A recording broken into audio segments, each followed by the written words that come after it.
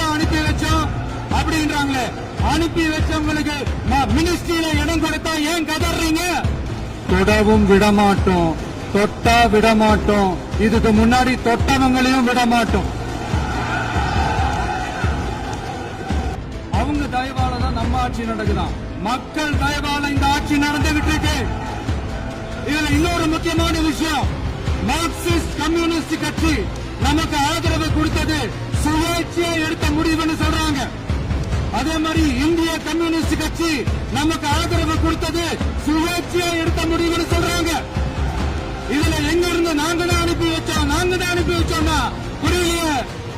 மக்களுக்கு நல்லா புரியும், எல்லாத்தையும் தெளிவா பார்த்துக்கிட்டு இருக்கிறாங்க. இப்பவும் சொல்றேன், மக்கள் பணத்திலிருந்து ஒரு பைசா கூட தொடமாட்டோம், தொடவும் விடமாட்டோம், தொட்டா விடமாட்டோம், இதுக்கு முன்னாடி தொட்டவங்களையும் விடமாட்டோம்.